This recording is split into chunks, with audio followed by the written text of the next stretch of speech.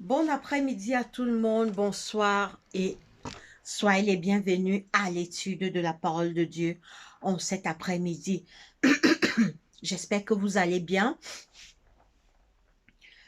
et que votre journée se passe bien. Moi, je vais très bien par la grâce de Dieu et ma journée se passe très bien. Alors, le thème de notre étude en cet après-midi est regarde d'abord la paille qui est dans ton œil avant de voir comment tu vas enlever la paille dans l'œil de ton frère. Enlève d'abord la paille qui est dans ton œil avant de voir comment tu vas enlever la paille dans l'œil de ton frère. Prions. Seigneur Dieu Tout-Puissant, notre Père, notre Roi, que la gloire, l'honneur, la puissance, la majesté te reviennent parce que tu es Dieu. Merci pour cette journée. Pardonne nos péchés, Seigneur Jésus. Attire nos cœurs vers toi. Éloigne-nous de tout mal, de tout péché, de tout danger. Donne-nous la force de revenir vers toi, de prier, de lire ta parole. Rends-nous humbles et éloigne-nous des mauvaises pensées. Guéris les malades, papa, dans les hôpitaux, les prisonniers, les aveugles, les lépreux, les enfants de la rue, toutes les familles endeuillées, Père, ne les oublie pas et ne les abandonne pas. Attire nos cœurs vers toi. Donne-nous la force de faire ta volonté. Viens dans nos familles, protège nos familles, pardonne les péchés de membres de nos familles. Envoie dans nos familles la paix, l'amour, la joie, l'unité et le pardon. Attire nos cœurs vers toi, Papa, et que seul l'honneur et la gloire te reviennent, parce que tu es Dieu. Assiste-nous pendant cette étude et efface-nous. C'est au nom de Jésus-Christ, notre Roi et Seigneur, que nous t'avons ainsi prié. Amen. Rebonsoir à tout le monde, bienvenue à l'étude de la parole de Dieu en cette soirée qui a pour thème « Enlève d'abord la paille qui est dans ton œil. Après, tu verras comment enlever la paille qui est dans l'œil de ton frère. » Oui, le Seigneur nous parle ici ce soir de ne pas juger nos semblables. Nous ne devons pas juger les autres. Nous ne devons pas condamner les autres parce que tant qu'on vit, il y a encore l'espoir. Tant que quelqu'un respire encore, il y a encore de l'espoir pour lui. Nous allons lire Matthieu 7. Matthieu 7. Matthieu 7, premier, il est écrit. Matthieu chapitre 7, verset premier, il est écrit. Ne jugez point, afin que vous ne soyez point jugés. Ne jugez point, afin que vous ne soyez point jugés, car on vous jugera du jugement dont vous jugez, et l'on vous mesurera avec la mesure dont vous mesurez. Le Seigneur nous dit, ne jugez point, ne condamnons pas nos semblables, nos frères. Dès que quelqu'un fait quelque chose, on l'a déjà condamné.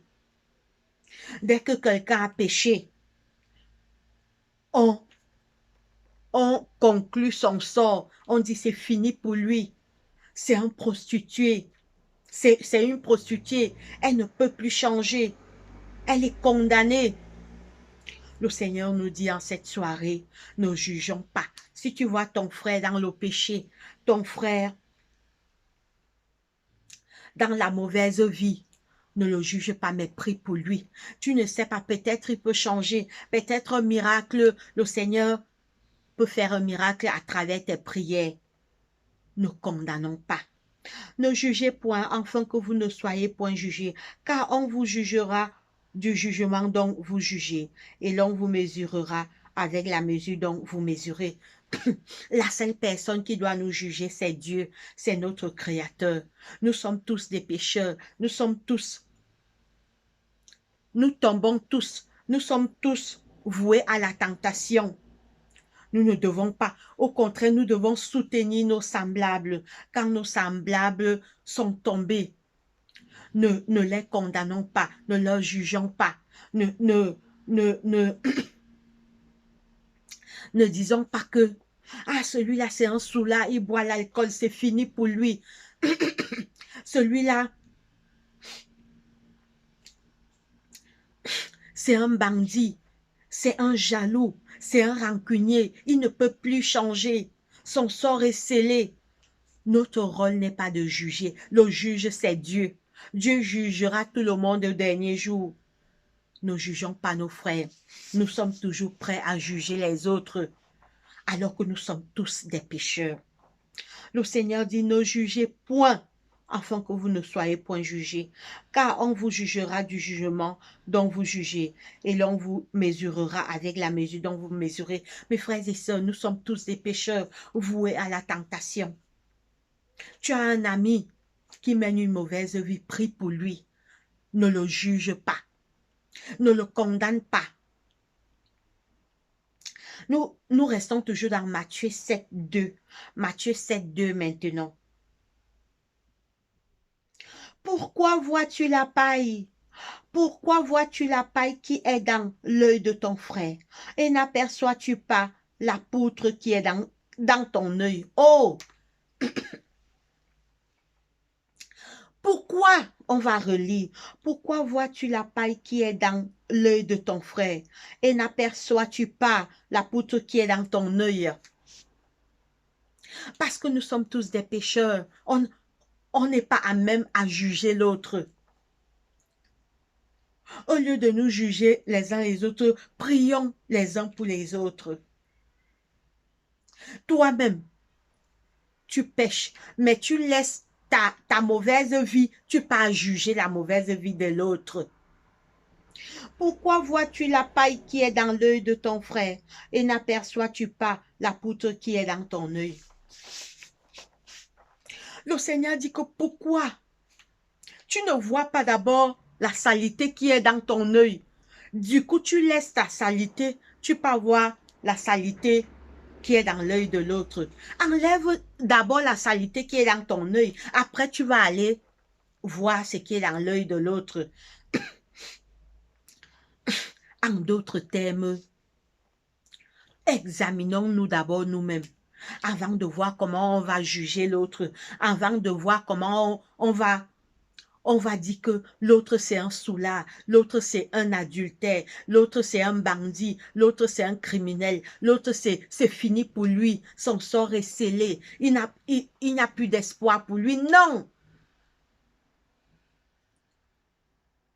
Nous allons voir, nous continuons d'abord. Nous allons voir l'histoire d'un homme qui s'est repenti à la dernière minute alors qu'il était un criminel. Tant que tu vis, parce qu'en fait, vous voyez, les mauvaises personnes, ils ont toujours quelque chose de bien en eux. Et Dieu voit ça. Dieu qui voit l'intérieur. Nous, on ne peut pas voir ce que Dieu voit. On voit l'histoire de l'apôtre Paul sur la route de Damas.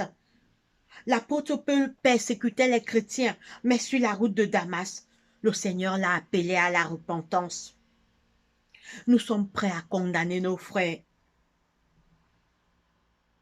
Examinons-nous d'abord nous-mêmes, puisqu'on est tous des pécheurs, voués au péché et à la tentation. Pourquoi je n'examine pas d'abord ma vie? Je n'ai pas déjà conclu que l'autre est perdu. Je n'ai pas déjà conclu sa vie, qu'il est perdu. Le Seigneur dit que pourquoi vois-tu la paille qui est dans l'œil de ton frère et n'aperçois-tu pas la poutre qui est dans le tien? Ou comment peux-tu dire à ton frère, laisse-moi ôter une paille de ton œil, toi qui as une poutre dans le tien? Vous écoutez ce que la parole de Dieu nous dit? Ou comment peux-tu dire à ton frère, laisse-moi ôter la paille de ton œil, toi, laisse-moi ôter la paille de ton œil. Laisse-moi ôter la paille de ton œil, toi qui as une poutre dans le tien. Ça, c'est les donneurs de leçons. Ceux qui aiment donner les leçons à leur semblable, alors que leur vie même est sale. Ils sont prêts à donner les leçons de morale aux autres. Ils sont prêts à être juges, à juger les autres. Les grandes leçons, les grands chefs les grands donneurs de morale, alors que leur vie même n'est pas claire. Eux-mêmes aussi, ils pêchent. Le Seigneur nous dit de ne pas juger parce que si l'autre est tombé aujourd'hui, demain tu peux aussi tomber. Si l'autre a péché, toi aussi tu peux tomber. Peut-être pas le même péché qu'il a commis, mais tu peux aussi être voué à la tentation. C'est pourquoi le Seigneur nous dit que en tant que touche pécheurs, ne jugeons point. Au contraire, prions pour nous les uns les autres. Si ton frère est tombé, prie pour lui. Si ton frère c'est un adultère, ne le condamne pas, prie pour lui. Si ton frère c'est un bandit, ne le condamne pas, prie pour lui. Si ton frère c'est un bagarreur, ne le condamne pas, prie pour lui. Si ton frère c'est un grand menteur, un jaloux, un escroc, un rancunier, ne dis pas que c'est fini pour lui. Il ne peut plus être sauvé parce que Dieu, même les plus grands criminels là, il y a toujours quelque chose de bon dans leur cœur. Et nous, on ne voit pas cela, mais c'est Dieu seul qui a créé cette personne, qui voit et qui le connaît. Le Seigneur nous dit que, comment peux-tu dire à ton frère, laisse-moi ôter une paille de ton œil, toi qui as la poutre dans le tien. Tu pas donné les leçons de morale dans la vie de quelqu'un, alors que ta vie même n'est pas claire, alors que ta vie même n'est pas un exemple, mais tu pas donner les leçons de morale à quelqu'un. Le Seigneur nous dit, écoutez ce que, d'abord, examine d'abord ta vie avant de voir comment tu vas donner les leçons de morale à l'autre. Pourtant, ta vie même n'est pas droite. Pourtant, ta vie même n'est pas claire. Parce qu'on est tous des pécheurs. Ne jugeons pas nos semblables. Soutenons-les plutôt quand ils tombent. Quand nos frères tombent, prions pour eux, intercédons pour eux, afin que Dieu puisse les changer. Ne les jugeons pas. Ne disons pas c'est fini pour eux. Ils sont déjà perdus. Ils sont déjà condamnés. Il n'y a plus d'espoir pour eux. Non. Dieu nous connaît tous. Dieu connaît, même si la personne là est criminelle. On m'a raconté une histoire d'un gangster, un criminel aux États-Unis qui s'est repenti. Un grand criminel qui tuait les gens, qui découpait les gens. Dans sa prison, il s'est repenti. Il est même devenu serviteur de Dieu. Tant qu'on vit, il y a de l'espoir, mes frères et mes sœurs. Matthieu 7, 5. Hypocrite, ôte premièrement la poutre de ton œil, et alors tu verras comment ôter la paille de l'œil de ton frère. On est des hypocrites. Notre vie est sale. On n'examine pas notre vie. On ne cherche pas à changer notre vie, mais on passe donner les leçons de morale à nos semblables. Mais écoutez, Matthieu 7, 5. Hypocrite, ôte premièrement la poutre qui est dans ton œil, et alors tu verras comment ôter la paille qui est dans l'œil de ton frère. C'est tout. Examinons-nous d'abord nous-mêmes avant de juger quelqu'un qui est tombé, qui a péché, qui a fait ce qui est mal. Examinons-nous d'abord. Disons-nous que moi qui va condamner cette personne maintenant, est-ce que je suis mieux que la personne? Est-ce que je suis mieux? Peut-être, s'il est tombé dans le mensonge, moi je peux tomber dans la jalousie. S'il est tombé dans la rancune, moi je peux tomber dans les querelles, dans le congossa, dans la médisance. Moi je peux, s'il est tombé dans le mensonge, moi je peux tomber dans l'ingratitude, je peux tomber dans l'orgueil. On est tous des pécheurs, voués à la tentation, voués au péché. Soutenons-nous les uns les autres. Ne jugeons pas nos frères. Écoutez ce que le Seigneur Jésus nous dit. Hypocrite, ôte premièrement. Hypocrite, ôte premièrement la poutre qui est dans ton œil. Et alors tu verras comment ôter la paille de l'œil de ton frère. C'est tout. C'est tout. Après, tu verras comment ôter. Examine-toi d'abord, dis que l'autre est tombé. Est-ce que moi-même je suis juste? Ne jugeons pas. Nous allons voir maintenant l'histoire. Nous allons lire maintenant. On va d'abord lire Luc 6, 37. Luc 6. On va d'abord lire Luc 6, 37. Luc 6, 37. On va d'abord lire Luc 6, 37. Luc 6, 37.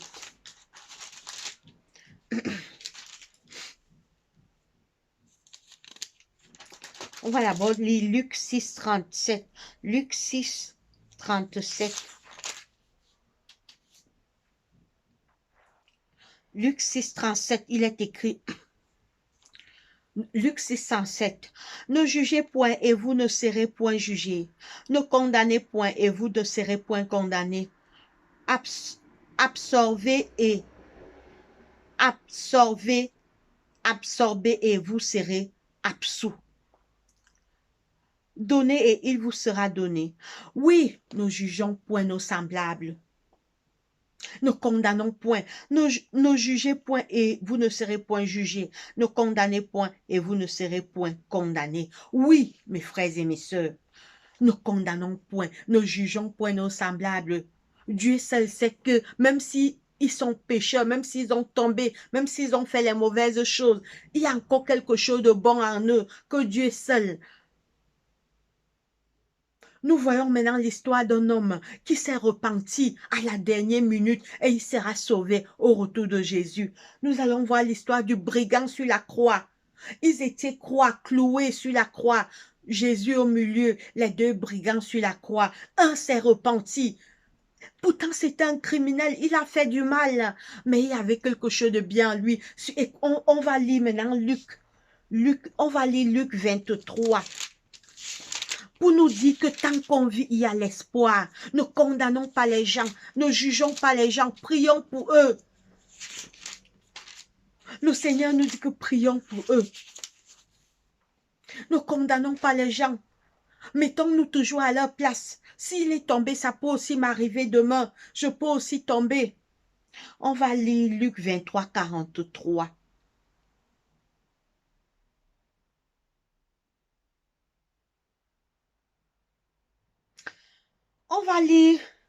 On va commencer au verset 38. Luc 23, 38. Luc 23, 38, il est écrit. Il y avait au-dessus de lui cette inscription. Celui-ci est le roi des Juifs. L'un des malfaiteurs crucifiés, ils étaient trois sur la croix, Jésus au milieu et deux malfaiteurs, un à gauche, un à droite, et Jésus était au milieu. Maintenant, l'un des malfaiteurs crucifiés l'injuriait, disant, « N'es-tu pas le Christ? Sauve-toi, sauve-toi toi-même et sauve-nous. » Mais l'autre le reprenait et disait, « Ne crains-tu pas Dieu, toi qui subis la même condamnation? Pour nous, c'est justice, car nous recevons ce qu'on mérite, nos crimes.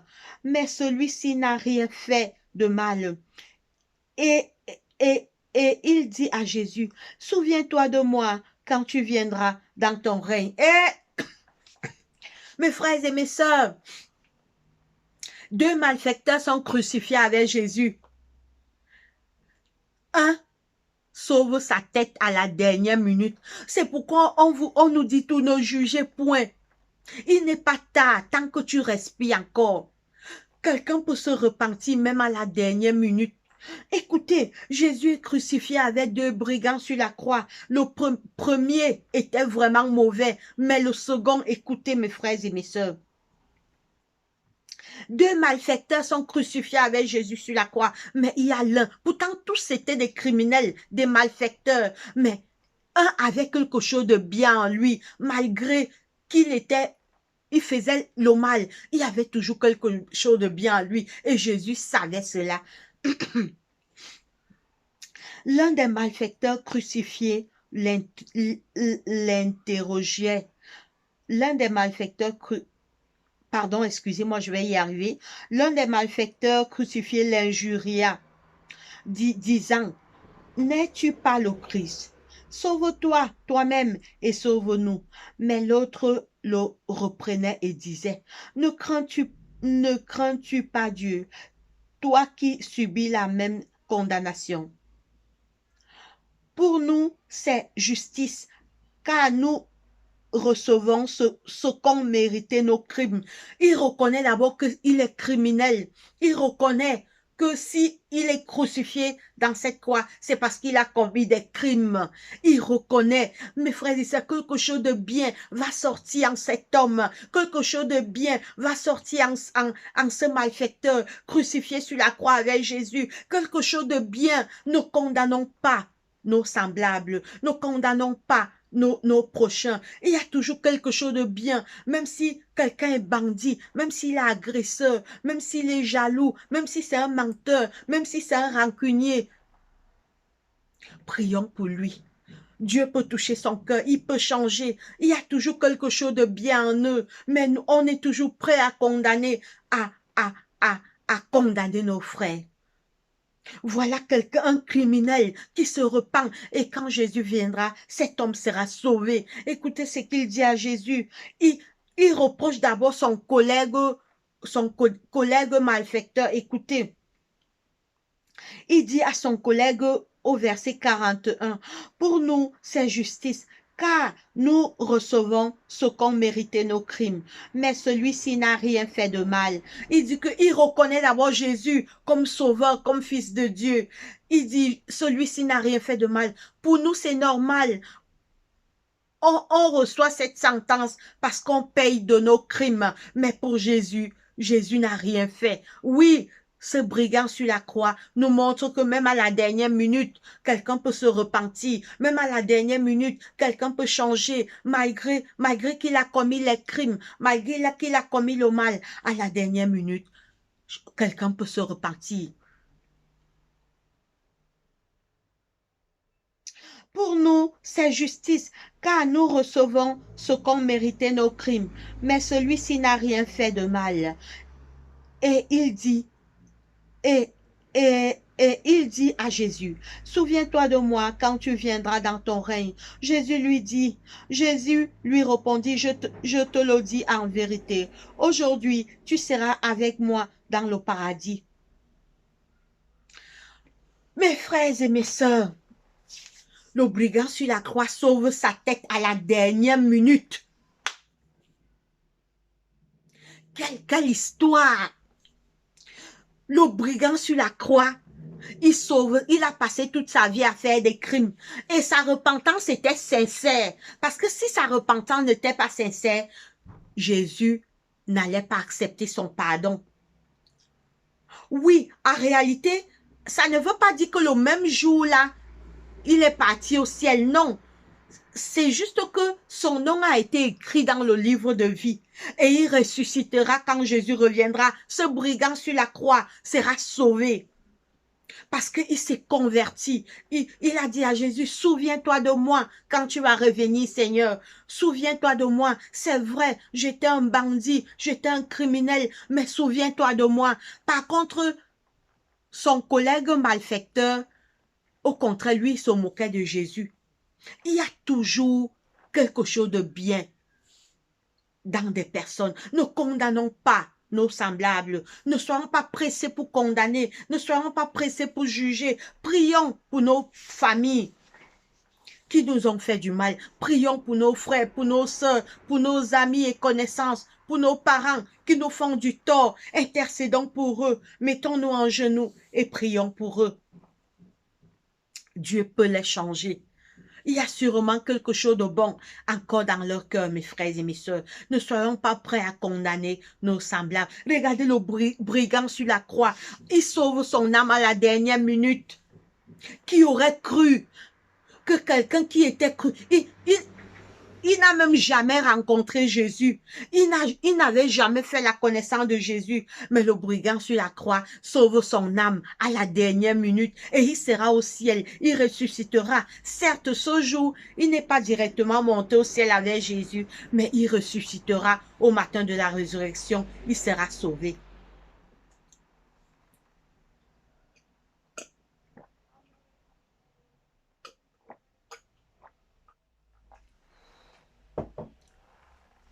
Oui, mes frères et mes sœurs, cette Cet homme a sauvé sa tête à la dernière seconde, à la dernière minute. C'est pour nous dire que ces gens qu'on voit dehors, ne les condamnons pas. Prions pour eux. Ta soeur est dans le péché, prie pour elle. Ton frère est dans le péché, prie pour lui. Ta soeur mène une mauvaise vie, prie pour eux. Il y a toujours quelque chose de bien en eux. On ne sait pas, ils peuvent se repentir, même à la dernière minute. Comme le brigand sur la croix a sauvé sa tête. Mes frères et mes sœurs, le Seigneur nous dit de ne pas juger, de ne pas condamner. Dieu est le seul juge. Par contre, nous sommes tous des pécheurs, voués à la tentation. Regardons tous à Jésus-Christ, regardons à la croix. Dieu seul pourra nous aider. Que Dieu bénisse sa parole. Prions. Seigneur Dieu, notre Père, notre Roi, merci de nous avoir gardés, protégés durant toute cette journée. Pardonne nos péchés commis contre toi, tire nos cœurs vers toi. Seigneur, aide-nous à ne pas juger nos frères, à ne pas condamner. Donne-nous l'envie de prier, au contraire, pour nos frères qui mènent une mauvaise vie, pour nos frères qui sont plongés dans le péché, Seigneur. Et pardonne nos péchés, pardonne leurs péchés. Aide-nous à nous repentir comme le brigand sur la croix, à faire du bien et à faire ta volonté. Active nos cœurs vers toi, pardonne nos péchés, éloigne-nous des mauvaises pensées, des mauvais désirs et des mauvaises pratiques, Papa. Donne-nous la force de lire ta parole et de prier chaque jour et de faire ta volonté au nom puissant de Jésus-Christ, notre Sauveur. Pardonne nos péchés, guéris les malades dans les hôpitaux, les prisonniers, les aveugles, les lépreux, les enfants de la rue, toutes les familles endeuillées, ne les oublie pas. Je te présente, Seigneur, nos familles. Pardonne les péchés de membres de nos familles. Active leur cœur vers toi. Éloigne-les de tout mal, de tout péché, de tout danger. Active leur cœur vers toi. Envoie dans nos familles la paix, l'amour, la joie, l'unité, le pardon. Seigneur, aide les membres de nos familles à faire le bien, éloigne leur cœur du mal. Viens régner dans nos familles, Seigneur Jésus-Christ. Chasse Satan et ses démons qui va rôder autour de nos familles. Je prends tous nos problèmes, tous nos soucis, toutes nos inquiétudes, toutes nos peurs, toutes nos craintes, toutes nos angoisses, toutes nos faiblesses et je monte avec cela devant ton trône de grâce, Seigneur. Protège nos vies des sorciers, des jaloux, des esprits maléfiques, de tous les pièges que Satan et ses démons préparent pour nous atteindre. Protège-nous toi-même par ta main puissante, Seigneur Jésus. Viens dans nos cœurs, bénis cette soirée. C'est au nom de Jésus-Christ, notre Roi et Seigneur, que nous t'avons ainsi prié. Amen. Alors mes frères et sœurs, nous sommes arrivés au thème de notre étude. Portez-vous bien et passez une très bonne soirée. Allez, portez-vous bien. À la prochaine vidéo. Que Dieu nous bénisse tous. Bye bye.